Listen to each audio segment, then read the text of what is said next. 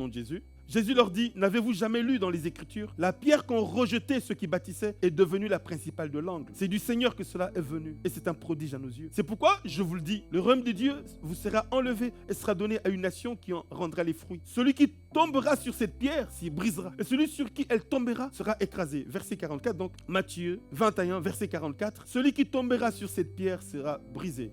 Et celui sur qui elle tombera sera écrasé. Il n'y a que deux chemins. Il nous dit, la pierre qu'ont rejeté ceux qui bâtissaient est devenue la principale de l'angle. La pierre, c'est qui? C'est Jésus-Christ. Pierre le dit, quand vous avez lisé dans le livre de Actes des Apôtres, quand Dieu avait utilisé Pierre et Jean pour guérir le paralytique, ils lui ont demandé par quel nom. Il a dit, il n'y a sous le ciel aucun autre nom qui nous a été donné par lequel nous sommes sauvés que le nom de Jésus-Christ. C'est lui la pierre que vous avez rejetée et qui est devenue la principale, la base de toute la création, la base du salut. La pierre angulaire, c'est Christ. Et il dit ici lui-même, celui qui tombera sur cette pierre sera brisé. Mais celui sur qui la pierre tombera sera écrasé. Il y a deux choses. Soit je tombe sur la pierre et je suis brisé, soit la pierre t'écrase. Qu'est-ce que tu préfères? Être écrasé ou être brisé? Être brisé. Voilà. Donc, quand tu viens, tu es un vase. Tu vas être brisé pour que ce qui est en toi touche le Seigneur et qu'il entende les prières que tu adresses et qu'il te réponde. Il faut, quand tu tombes sur cette pierre, tu dois être brisé. Ça veut dire quoi? Je viens avec mon orgueil. Moi, j'ai beaucoup de diplômes. Personne ne peut me parler. Moi, je suis le chef ici. Personne ne peut me parler. Moi, je m'habille avec des vêtements de luxe. Personne ne peut me parler. Moi, j'ai des maisons partout. À Dubaï, à Monaco, j'ai partout dans le monde. Personne ne peut me parler. Je suis le plus grand. Moi, je suis le plus beau, la plus belle. Ok, ça c'est toi qui le dis.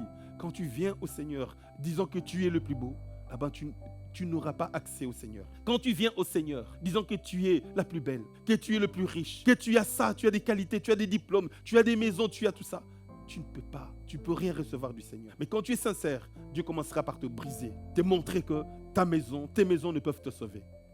Te montrer que ta beauté ne peut te sauver. Te montrer que ton argent ne peut te sauver. Et alors tu seras brisé. Et alors tu compteras sur lui. Alléluia.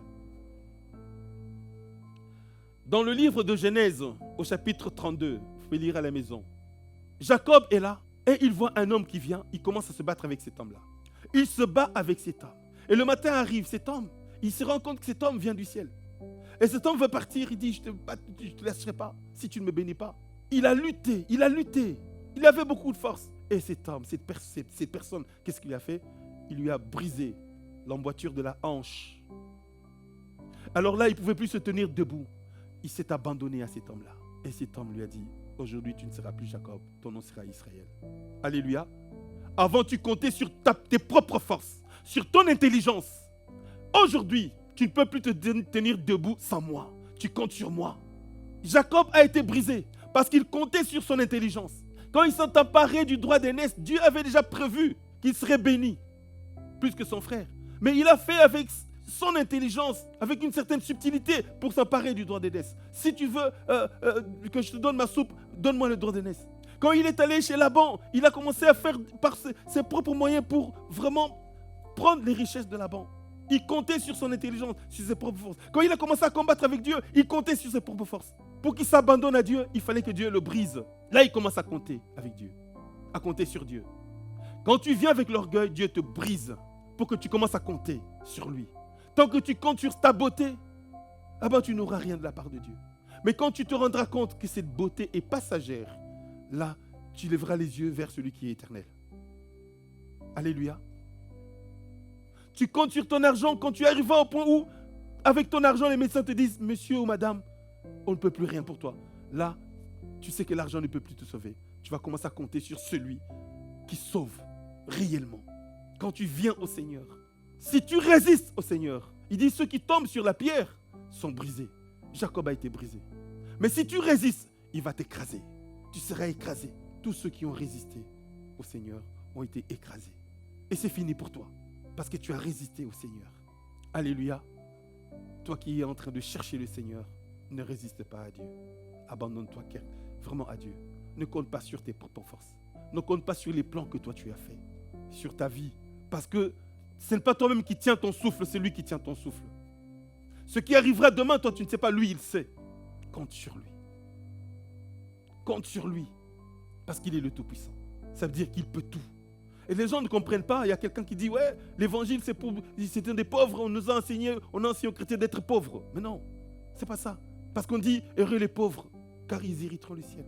Les pauvres en esprit. Le pauvre, c'est celui qui, même s'il a des millions, il sait que ces millions ne sont pas à lui. Qu'à la sortie, à la porte de sortie, parce que sur la terre, il y a la porte d'entrée et la porte de sortie. La porte d'entrée, c'est le jour de ta naissance. Et la porte de sortie, c'est le jour de ta mort. Qui a déjà vu quelqu'un partir avec des buildings, avec des voitures? Personne. Tout ce que nous emmagasinons sur la terre reste sur la terre le jour où on part ou quitte la terre. On rentre sur la terre nu, sans rien, on repart aussi sans rien. Ça veut dire quoi? Celui qui dit je suis multimilliardaire, il n'est pas milliardaire. Parce que cet argent ne lui appartient pas. Le jour où il meurt, il ne part pas avec. Celui qui comprend que tout ce que moi j'ai, c'est Dieu qui me l'a donné. Et moi-même, j'appartiens à Dieu. Celui-là reconnaît qu'il est pauvre. Et que tout ce qu'il possède est de Dieu. Et celui-là, il est heureux. Parce que celui-là ne va plus compter sur son argent. Il comptera sur qui? Sur Dieu. Est-ce que nous comprenons ça?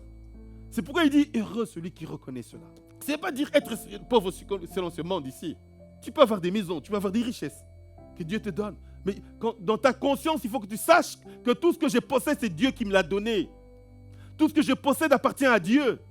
Et que s'il m'enlève le souffle de vie, c'est fini. Il y a des gens qui sont millionnaires et qui n'ont pas d'appétit. Millionnaires malades, pas d'appétit, ne peuvent pas manger. Leur argent ne peut les sauver. Il n'y a pas de riche sur la terre. Aucun. Que ce soit Bill Gates, que ce soit le patron Arnaud, comment s'appelle-t-il, le patron de Louis Vuitton, Bernard Arnault, que ce soit le patron de Tesla. Il n'y a aucun riche sur la terre. Parce que tout ce qu'ils possèdent n'est pas à eux. La preuve, quand ils partent, ils laissent sur la terre. Quand tu le reconnais, tu es heureux. Parce que quand tu le reconnais, tu reconnais que tout appartient à Dieu. Et tu vas commencer à compter sur Dieu. Et quand tu commences à compter sur Dieu, c'est alors que les miracles vont se produire dans ta vie. Ah, je ne vais pas chercher, c'est le plus grand cardiologue, c'est le plus grand chirurgien. Non, je ne compte pas sur lui. Les plus grands chirurgiens ont opéré des gens, des chefs d'État, des rois, et ces gens sont morts. Je compte sur celui qui m'a créé. Et lui, il n'est pas limité. Quand je suis à l'hôpital, je sais que c'est lui qui guérit. Alléluia. Je ne compte pas sur ces gens qui ont fait de longues études, parce qu'eux-mêmes, ils sont des mortels. Je compte sur Christ, qui peut me guérir à la maison, qui peut aussi me guérir à l'hôpital. J'ai suivi le témoignage d'un docteur. C'était l'un des grands dans ce domaine qui avait opéré le roi Baudouin, l'ancien roi des Belges, qui avait une maladie cardiaque. Et ce médecin français dit ceci, que pendant qu'il opérait, il était bloqué. Mais il était chrétien. Il croyait en Dieu, catholique, bon, voilà, chrétien. Et le roi Baudouin aussi croyait, il était chrétien. Il avait refusé de signer la dépénalisation de l'avortement à cause de sa foi. On a dû même le mettre de côté un jour pour que le Parlement se réunisse et décide de la décision. Il a été mis de côté pour ne pas régner. Et alors c'est le gouvernement qui a signé. Et alors on l'a remis encore. Il avait accepté de perdre son trône s'il le fallait à cause de sa foi. Eh bien cet homme l'a dit, c'est une sommité. C'était une sommité. Pendant qu'il opérait le roi, il dit, il ne sait pas, mais c'est comme si une main est entrée qui a opéré, ce n'était pas lui. Et le roi est sorti. Il dit, c'est pas moi. Dieu est intervenu. Dieu est intervenu. Alléluia. Le vase, dans une maison, il y a des vases de valeur, il y a des vases en bois, des vases en terre, il y a des vases de grande valeur d'or et d'argent. Quel vase tu es? Et si tu pouvais être vraiment un vase d'honneur, tu dois être brisé par rapport au Seigneur. Alléluia.